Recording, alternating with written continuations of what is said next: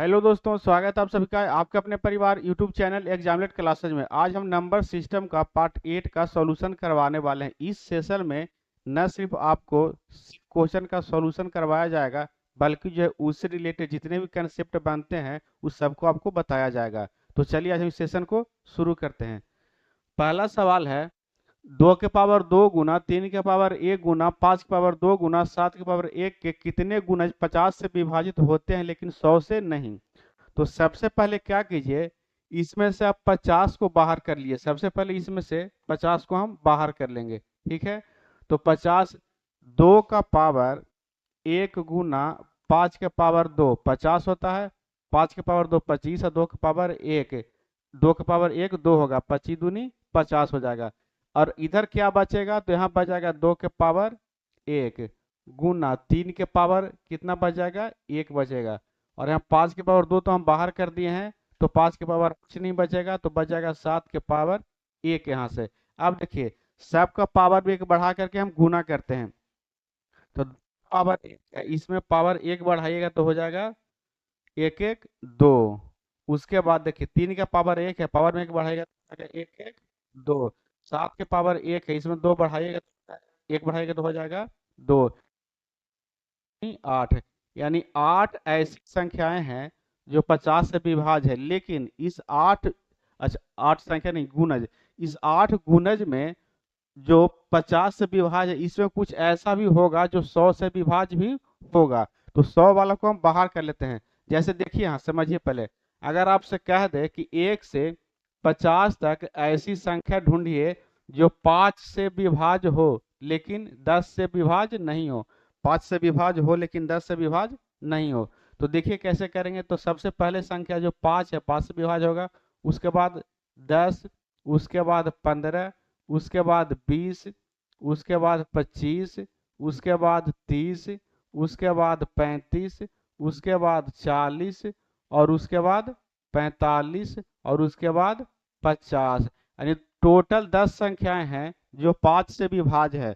लेकिन इसमें ध्यान दीजिएगा एक चीज, यहाँ जो संख्याएं हम लिखे हैं 5 से तो विभाज्य है ही, लेकिन इसमें देखिए कुछ संख्याएं जैसे 10, 20, 30, 40 और 50, यानी 5 संख्याएं ऐसी हैं जो 5 से विभाज्य है और 10 से विभाज्य है। लेकिन कहा कि 10 से विभाज्य हमको नहीं चाहिए, तो टोटल 5 से विभाज्य संख्याएं 10 है, और 5 संख्याएं ऐसी है जो 5 और 10 दोनों से विभाज्य है, तो उसको हम माइनस कर लेंगे, यानी बराबर हो जाएगा 5। यानी 1 से 50 तक ऐसी 5 संख्याएं हैं जो 5 से विभाज्य है लेकिन 10 से विभाज्य नहीं है। उसी तरह से इसमें कह रहा 100 से विभाज्य हमको नहीं चाहिए, तो 100 वाला को हम माइनस कर लेंगे। तो 100 कैसे बनेगा, तो 2 के पावर 2 गुना 5 के पावर 2 100 बन जाएगा। बाकी अब देखिए क्या अंदर बचा, तो 2 के पावर 2 बाहर कर लिए, खत्म हो गया। बच गया 3 के पावर 1। 5 के पावर 2 भी बाहर कर लिए तो खत्म हो गया, बच गया 7 के पावर 1। अब सबके पावर में 1 बढ़ा के गुना करेंगे, तो इसका पावर 1 बढ़ाएगा तो 2 हो जाएगा, गुना इसका पावर 1 बढ़ाएगा तो 2 हो जाएगा, 2 दूनी 4। टोटल कितना गुणज हो गया, तो 8 माइनस 4 बराबर 4। यानी इसमें इस गुणनखंड में जो है टोटल 4 ऐसा गुणज है जो 50 से विभाज्य है लेकिन 100 से विभाज्य नहीं है। तो ऑप्शन ए इस क्वेश्चन का करेक्ट आंसर हो जाएगा। ठीक है, आप कंसेप्ट को पूरा समझ लिए कैसे क्या करना है। अगली बार इस तरह का क्वेश्चन आएगा तो कन्फर्म है कि बना लीजिएगा। चलिए अब क्वेश्चन नंबर 2 की ओर बढ़ते हैं। 120 के क्रम से विषम और समभाजक की कुल संख्या कितनी है। विषम और समभाजक, सबसे पहले 120 का आप अभाज्य गुणनखंड कीजिएगा, तो यहाँ 2 से हो जाएगा 60, फिर 2 से यहाँ लगाइएगा तो हो जाएगा 30, फिर यहाँ 2 से लगाइएगा तो हो जाएगा 15, फिर यहाँ 3 से लगाइएगा तो हो जाएगा 5। तो कितना हो गया, 2 के पावर 3 गुना 3 के पावर 1 गुना 5 के पावर 1 हो गया। अच्छा देखिए, इसमें कई तरह से क्वेश्चन पूछता है। कभी कभी पूछता है कि टोटल नंबर ऑफ फैक्टर क्या होगा। Total number of factor, total number of factor. उसके बाद पूछता है total number of even factor. इस बात को हम पिछले क्लास में बताए थे, यहाँ ही बता रहे हैं। Total number of odd factor, total number of odd factor. उसका पूछता total number of prime factor. इस तरह से क्वेश्चन पूछता है। तो देखिए कैसे इसको सोल्व करेंगे। यहाँ से देखिए 2 के पावर 3 है, 3 के पावर 1 है और 5 के पावर 1 है। अगर आपसे पूछे कि टोटल नंबर ऑफ फैक्टर क्या होगा, तो टोटल नंबर ऑफ फैक्टर निकालने में सबके पावर में 1 बढ़ा करके गुना करते हैं। तो 2 के पावर 3 है, उसमें 1 बढ़ाएगा तो हो जाएगा 3 1 4 गुने। यहाँ 3 के पावर 1 है, इसमें 1 बढ़ाएगा तो हो जाएगा 2 गुना। यहाँ से 5 के पावर 1 है, इसमें 1 बढ़ाएगा तो हो जाएगा 2, यानी 4 दूनी 8, 8 दूनी 16। टोटल नंबर ऑफ फैक्टर कितना आ गया, तो 16 आ गया। अब total number of even factor निकालना है। तो total number of even factor में हम इवन वाला का पावर सेम रखते हैं, बाकी के पावर में 1 हम बढ़ाते हैं। तो इवन नंबर 2 है, इसका पावर सेम रहेगा, तो इसका पावर 3 का 3 ही रह जाएगा। उसके बाद देखिए 3 ऑड है, इसका पावर में 1 जुटेगा तो 1 प्लस 1 हो जाएगा 2। यहाँ से देखिए 5 ऑड है, इसका पावर में 1 जुटेगा तो 1 प्लस 1 हो जाएगा 2, यानी 3 दूनी 6, 6 दूनी 12, यानी total number of even factor कितना हो जाएगा, तो 12 हो जाएगा। अब total number of odd factor निकालना है। तो total number of odd factor निकालने में हमको इवन वाला से कोई मतलब नहीं होता है। ऑड फैक्टर निकालने में इवन वाला से कोई मतलब नहीं होता है। सिर्फ और सिर्फ ऑड वाला में पावर 1 बढ़ा करके गुना करते हैं। तो 3 का पावर 1 बढ़ेगा तो हो जाएगा 2, और 5 का पावर 1 बढ़ेगा तो हो जाएगा 2, 2 2 कितना आ गया, 4 आ गया। यानी total number of odd factor कितना हो गया, तो 4 हो गया। अब total number of prime factor निकालना है। तो प्राइम फैक्टर में कुछ नहीं करते, सबका पावर को जोड़ते हैं। 3 1 4, 4 1 कितना हो जाएगा, 5 हो जाएगा। 4 1 5, यानी total number of prime factor कितना होगा, तो 5 होगा। अब पूछ क्या रहा है इस क्वेश्चन में, देखिए विषम और सम भाजक की कुल संख्या। तो विषम भाजक 4 और सम भाजक 12 है। तो 4 और 12 ऑप्शन बी में है, ऑप्शन बी हमारा करेक्ट आंसर हो जाएगा। चलिए अब नेक्स्ट क्वेश्चन की ओर बढ़ते हैं। एक भाग के योग में भाजक भागफल का 2 गुना और शेषफल का 6 गुना यदि शेषफल 8 है तो लभांश क्या। लभांश का मतलब होता है भाज्य, लभांश का मतलब भाज्य होता है, लभांश का मतलब भाज्य होता है। तो एक फॉर्मूला पढ़े कि भाज्य बराबर भाजक गुना भागफल जोड़ शेष होता है। भाज्य बराबर भाजक गुना भागफल जोड़ शेष होता है। अब क्वेश्चन कैसे कह रहा है उसके अनुसार चलिए। क्वेश्चन कह रहा है कि भाजक जो है, भाजक जो है भागफल का 2 गुना, भागफल का 2 गुना है, भागफल का 2 गुना, और शेष का 6 गुना, शेष का 6 गुना। और शेष दिया कितना है, 8 है। शेष बराबर 8 दिया है, शेष बराबर 8 दिया है। तो यहाँ से भाजक कितना हो जाएगा, तो इसका 6 गुना है, तो इसमें 6 से गुना कीजिएगा तो हो जाएगा यहाँ से 48। कितना हो जाएगा, 48 हो जाएगा। आप कह रहा है कि भागफल का, भाजक जो भागफल का 2 गुना है। अब भागफल का मान कितना रखिएगा कि उसमें 2 से गुना करने पे 48 आए। तो अगर हम भागफल 24 लेते हैं, इसमें अगर हम 2 से गुना करेंगे तो हो जाएगा 24 दूनी 48। अब देखिए आपका भाजक भी निकल गया, भागफल भी निकल गया और शेष भी निकल गया। तो इस फॉर्मूला पे बैठा दीजिए, आपका भाज्य निकल जाएगा।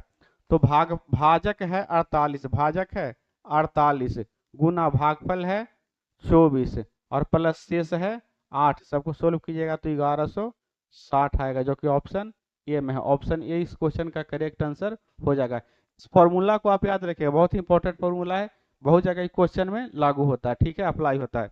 चलिए अब क्वेश्चन नंबर हम 4 की ओर बढ़ते हैं। 2 3 4 0 5 अंकों का उपयोग करके बनाई गई 5 अंकों की सबसे छोटी संख्या बताइए। अगर सबसे छोटी संख्या का है तो सभी अंकों को आप घटते हुए बढ़ते हुए क्रम में लिख लेंगे। अगर बड़ी संख्या पूछे तो माफ कीजिएगा, अगर सबसे छोटी संख्या पूछे तो सभी अंकों को आप बढ़ते क्रम में सजा लीजिएगा। अगर बड़ी संख्या पूछे तो सभी अंकों को आप घटते क्रम में सजा लीजिएगा। तो देखिए यहाँ पूछ रहा सबसे छोटी संख्या, तो सभी संख्या को हम घटते क्रम में सजाएंगे। तो टोटल 5 अंक है, टोटल कितना अंक है, 5 अंक है। तो सबसे पहले छोटा, तो सबसे छोटा कौन है? 0 है। सबसे छोटा कौन है? 0 है। अब इसके बाद 2 है, उसके बाद 3 है, उसके बाद 4 है, उसके बाद 5 है। अच्छा एक चीज अब देखिए, जैसे यहाँ 5 है, यहाँ 5 है, इसके पहले इसके पहले अगर हम 0 लगा दें तो इसका कोई मतलब नहीं बनता, इसका कोई वैल्यू चेंजिंग नहीं होता, 5 का 5 ही रहेगा। वहीं अगर इसका 0 हम दाहिने तरफ लगा देंगे तो 5 की जगह कितना हो जाएगा? 50 हो जाएगा। उसी तरह से जैसे यहाँ पे 100 है, यहाँ पे 100 है, इसके पहले हम कितना भी जीरो लगा दें, 2 4 5 या ये कुछ भी लगा दें, इसका वैल्यू चेंज नहीं होगा। अगर यही इसका दाहिने तरफ एक जीरो लगाएंगे तो 1000 होगा, 2 जीरो लगाएंगे तो 10,000 होगा, एक जीरो और लगाएंगे तो हो जाएगा 1,00,000। यानी किसी भी संख्या का पहले आप जीरो लगाइएगा तो उसका कोई वैल्यू नहीं होता। ठीक है, अब यहाँ से देखिए, यहाँ से जीरो जो है पहले है तो इस संख्या 5 अंक की न रह के 4 अंक की हो गई। ठीक है, अगर जीरो यहाँ पे है पहले तो इसका कोई मतलब नहीं है, सिर्फ इसका मतलब बनता है, तो संख्या हमको कर रहा है 5 अंकों की, लेकिन बनी कितना अंकों की? तो 4 अंकों की। तो क्या करेंगे, तो 2 को पहले लाएंगे और 0 को 2 के जगह ले जाएंगे। ठीक है, 2 को पहले लाएंगे और 0 को 2 के जगह ले जाएंगे। तो अब संख्या कैसे बनेगी, तो 1 2 3 4 5, सबसे पहले 2 को लिखेंगे, उसके बाद 0 लिखेंगे, उसके बाद 3, उसके बाद 4 और उसके बाद 5। यानी 5 अंकों की इसके अनुसार सबसे छोटी संख्या 20,345, जो कि ऑप्शन किस में? ऑप्शन ए में। ऑप्शन ए इस क्वेश्चन का करेक्ट आंसर हो जाएगा। चलिए अब नेक्स्ट क्वेश्चन की ओर बढ़ते हैं, क्वेश्चन नंबर 5 की ओर। 109 और 121 दोनों शामिल के बीच कितने पूर्णांक अभाज्य संख्याएं हैं? तो 109 को और 121 को भी कह रहा है, 109 और 121 को भी। तो सबसे पहले इसी में देखिए, 121 जो है अभाज्य संख्या नहीं है, 121 जो है अभाज्य संख्या नहीं, 11 से कट जाएगा। और 109 जो है अभाज्य संख्या है। कैसे चेक करेंगे अभाज्य संख्या है कि नहीं है? तो 109 से पहले पूर्ण वर्ग संख्या 100 है, और 100 किसका वर्ग है? तो 100 10 का वर्ग है। अब 10 तक की जितने भी अभाज्य संख्या हैं सबको लिख लीजिए। तो 2 है, 3 है, 5 है और 7 है। अभी सबसे भाग तक इसमें देखिए, अगर इस चारों से कट जाएगा तो यह अभाज्य संख्या नहीं होगा। अगर इस चारों में से किसी से नहीं कटेगा तो यह अभाज्य संख्या होगा, उसके बाद किसी भी संख्या से नहीं कटेगा। तो 2 से नहीं कटेगा, 3 से भी नहीं कटेगा, 5 से भी नहीं कटेगा, 7 से 7 और 3 39, 7 से भी नहीं कटेगा, तो यह अभाज्य संख्या हो जाएगा। अब देखिए इसके बाद कौन कौन अभाज्य संख्या होगा उसको कैसे हम पता करेंगे? तो 109 के बाद 6 से विभाजित होने वाली पहली संख्या ढूंढिए। तो 109 के बाद 6 से विभाजित होने वाली पहली संख्या 114 है। पहली संख्या कौन है? 114 है। तो जो अभाज्य संख्या है 114 के जस्ट पहले होगा, नहीं तो 114 के जस्ट बाद होगा। उसके बाद 6 से विभाजित 114 के बाद 120 है। जो अभाज्य संख्याएं हैं 120 से जस्ट पहले होगा, नहीं तो 120 के जस्ट बाद 121 हो सकता है। ठीक है, अब देखिए यहाँ से अब हमको अभाज्य संख्या ढूंढना है। तो 114 से पहले 113 होता है, और 114 के बाद 115 होता है। 120 से पहले 119 होता है। देखिए बीच में आप कहीं नहीं ढूंढने का कोशिश कीजिएगा, सिर्फ टाइम वेस्ट होगा, बीच में कहीं भी अभाज्य संख्या नहीं होता है। अभाज्य संख्या जो संख्या 6 से विभाजित होती है, जैसे 6, 12, 18, 24, 54, 66, यही इस सब के आगे पीछे होगा। कंफर्म नहीं है तो होगा ही, लेकिन जब होगा तो इसका आगे जस्ट आगे या पीछे होगा नहीं। जो संख्याएं 6 से विभाजित होती हैं उसके जस्ट आगे या पीछे अभाज्य संख्या होता है, उसके अलावा कहीं भी नहीं होता है। तो अब देखिए, अब यहाँ से देखिए 115 तो दिख रहा कि अभाज्य संख्या नहीं है, 115 तो दिख रहा कि अभाज्य संख्या नहीं है। अब हमको चेक करना है 113 और 119 को। देख पहले 113 को आप चेक कर लीजिए, 2 से नहीं कटेगा, 3 से भी नहीं कटेगा, 5 से भी नहीं कटेगा, 7 से 4 43, 7 से भी नहीं कटेगा, तो ये अभाज्य संख्या हो जाएगा, ये अभाज्य संख्या हो जाएगा। अब 119 को चेक कीजिए, तो 119 2 से नहीं कटेगा, 3 से भी नहीं कटेगा, 5 से भी नहीं कटेगा, 7 से देखिए 7 4 49, यानी 7 से ही कट जाएगा, तो ये अभाज्य संख्या नहीं होगा। तो कितना अभाज्य संख्या होगा? 1 1 2। तो ऑप्शन सी इस क्वेश्चन का करेक्ट आंसर हो जाएगा। ठीक है, चलिए अब क्वेश्चन नंबर हम 6 की ओर बढ़ते हैं। 1 से 10 तक दोनों को सम्मिलित करने वाली प्रकृत संख्याओं के घनों का योग क्या होगा? 1 से 10 तक कह रहा है, 1 से 10 तक।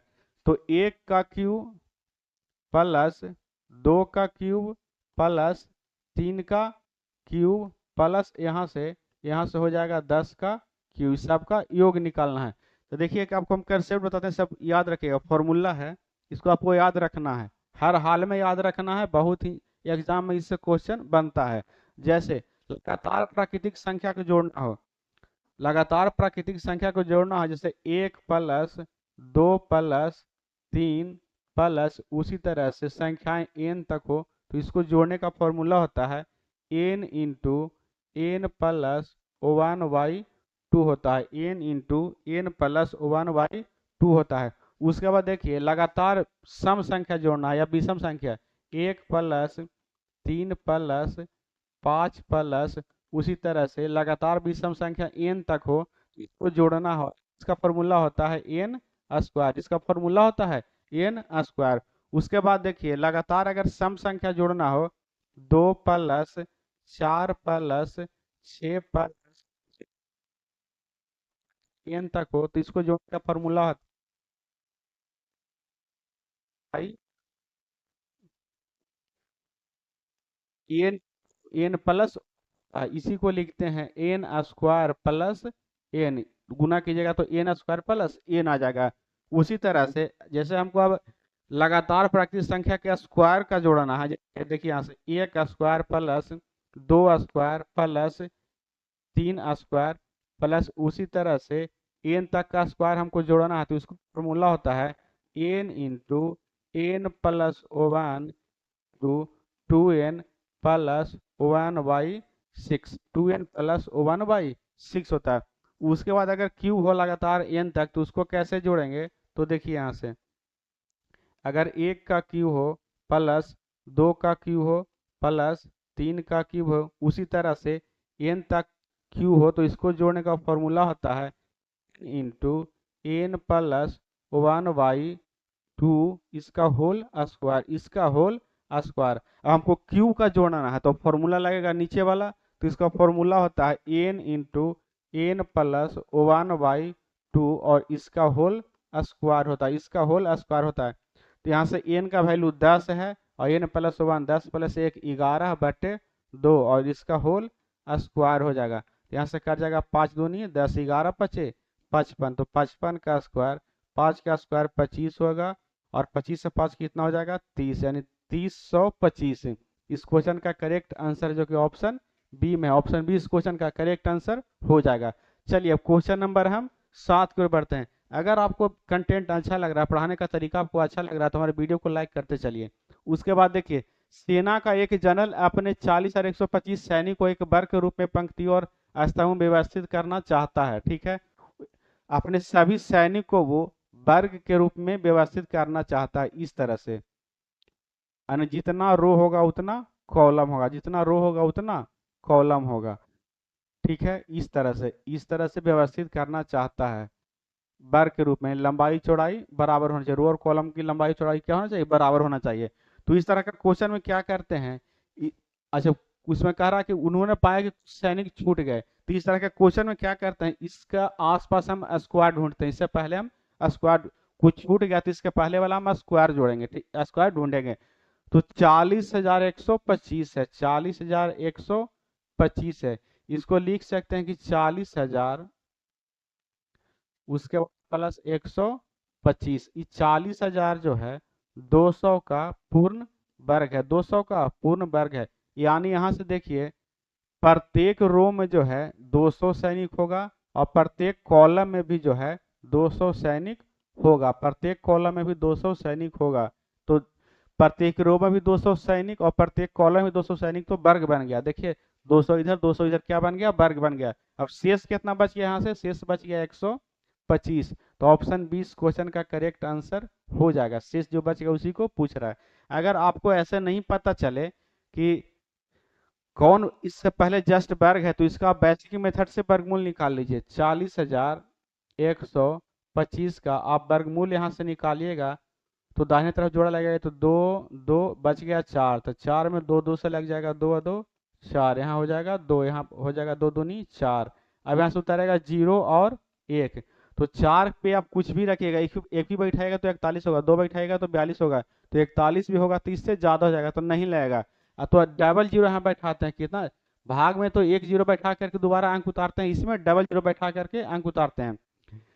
अच्छा एक चीज और ध्यान दीजिएगा, इसका यहाँ डबल होना चाहिए। देखिए पहली बार हम आए थे तो यहाँ 2 था, यहाँ जोड़ करके 4 हुआ था, तो यहाँ 200 हो गया, तो यहाँ 400 हो जाएगा, सुधर जाएगा कितना, 25। अब बन गया 125। अब 400 से 125 में तो भाग लगेगा नहीं, तो शेषफल कितना बच गया, 125 बन गया। यानी 40 और 125 में अगर हम 125 घटा देंगे तो जो भी बचेगा वो पूर्ण वर्ग संख्या होगा। तो हमको वही पूछ रहा कि कितना छूट गया, तो 125 छूट जाएगा। ऑप्शन 20 क्वेश्चन का करेक्ट आंसर हो जाएगा। चलिए क्वेश्चन नंबर हम 8 की ओर बढ़ते हैं। 5 अंकों की संख्या में संख्या के स्थान का अंक 2 है। अच्छा इसको पढ़िएगा बाद में, पहले एक चीज आप देखिए इसमें कौन कौन अंक सेम है। तो ये देखिए 6 हर जगह सेम है, उसके बाद 0 0 0 हर जगह सेम है, 2 2 2 2 हर जगह सेम है। उसके बाद देखिए 5 यहाँ 6 ही सेम नहीं है, 4 4 4 4 इस सेम है। इसका मतलब इसको अगर ऑप्शन से हम छांटना चाहें, इसको अगर हम ऑप्शन से छांटना चाहें तो दहाई का अंक से हम छांट सकते हैं, दहाई का अंक से हम छांट सकते हैं। तो दहाई का अंक क्या कह रहा है, दहाई का अंक जो है, दहाई के स्थान का अंक जो है 10,000 के अंक से एक कम है, 10,000 के स्थान के अंक से एक कम है। तो 10,000 के स्थान पे अंक कितना है, 6 है, और दहाई का अंक इससे एक कम है। तो यहाँ 6 है, यहाँ 5 है, तो यहाँ तो एक कम है, तो ये आंसर हमारा हो सकता है। हो सकता है आगे कोई आ जाकर ऑप्शन मैच कर जाए, तो आगे भी चेक कर लीजिए। यहाँ 6 है, यहाँ भी 6 है, तो यहाँ देखिए दोनों बराबर है। यहाँ 6 है, यहाँ 3 है, तो यहाँ 3 का अंतर है, 3 कम है। यहाँ देखिए 6 है, यहाँ 2 है, तो यहाँ 4 का अंतर है, 4 कम है।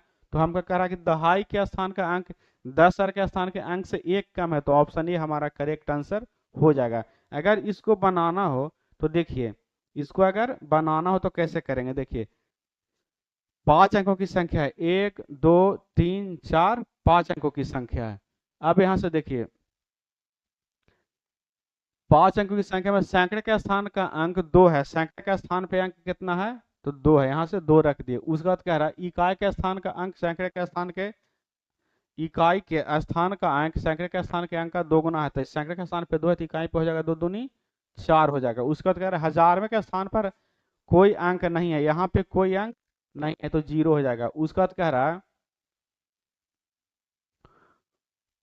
10,000 के स्थान का अंक, यानी 10,000 पे जो स्थान के अंक है, सैकड़े के स्थान के अंक और इकाई के स्थान के अंक का योग है। सैकड़े के स्थान पे 2, इकाई पे 4, तो 4 2 यहाँ कितना हो जाएगा, 6 हो जाएगा। उसके बाद कह रहा है दहाई के स्थान का अंक 10,000 के स्थान के अंक से एक कम है, तो यहाँ पे दहाई के स्थान पर जो अंक है 10,000 के स्थान पे अंक से एक कम है, तो 6 माइनस 1 कितना हो जाएगा, 5 है, यानी 60,254। ऑप्शन ए इस क्वेश्चन का करेक्ट आंसर हो जाएगा। अगर आपको बनाना तो उसे भी बना लीजिए, अगर ऑप्शन से छाटना हो तो उससे भी आप छाट लीजिए, कोई दिक्कत नहीं होगा। चलिए क्वेश्चन नंबर अब 9 की ओर चलते हैं।